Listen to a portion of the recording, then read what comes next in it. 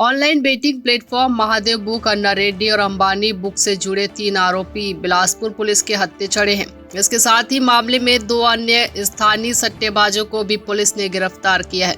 आपको बता दें, पकड़े गए आरोपी रेंट पर महादेव बुक को बैंक अकाउंट उपलब्ध कराते थे। इसके लिए मैट्रिमोनियल कंपनी के नाम पर लोगों से संपर्क कर वे बैंक अकाउंट किराए पर लेते थे।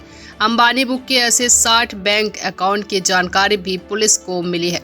दरअसल online betting platform Mahadev book, Anna Reddy और अंबानी बुक से जुड़े आरोपियों पर पुलिस लगातार कार्रवाई कर रही है। बीते दिनों जिले की चकरभाटा पुलिस ने महादेव बुक और अन्ना रेड्डी से जुड़े कई आरोपियों की गिरफ्तारी की थी, जिसने 4 लाख नगद और करीब 55 लाख रुपए खाते में मिले थे, जिसे सीज किया गया था। इस दौरान 270 खातों की भी जानकारी पुलिस को मिली थी, जिसके आधार पर पुलिस आगे जांच कर रही थी। जांच में पुलिस को ऑनलाइन बेटिंग प्लेटफॉर्म से जुड़े और 3 आरोपियों को पकड़ने में सफलता मिली है। पुलिस ने मामले में 2 अन्य स्थानीय सट्टेबाजों को भी गिरफ्तार किया है। आरोपियों से लैपटॉप, मोबाइल, नगद और दस्तावेज जब्त किए गए हैं। गिरफ्तार आरोपी बिलासपुर, रायपुर और मुंगेली के रहने वाले हैं।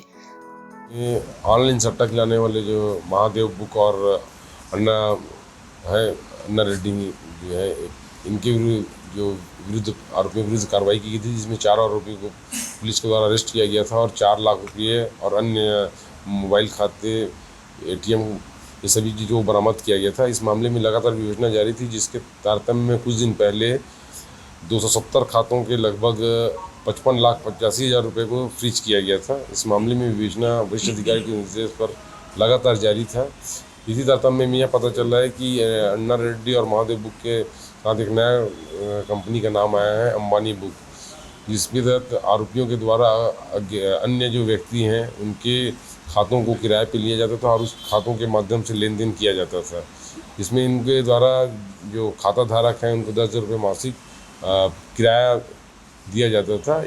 इन आरोपियों के कब्जे से 10,000 रुपये नगद, 1 लैपटॉप और 6 मोबाइल जब्त किए गए हैं तथा इस मामले में और विवेचना भी लगातार जारी है तथा अन्य आरोपियों की भी पतासाजी की जा रही है और बहुत जल्द इस मामले में और आरोपियों की गिरफ्तारी की जा सकती है।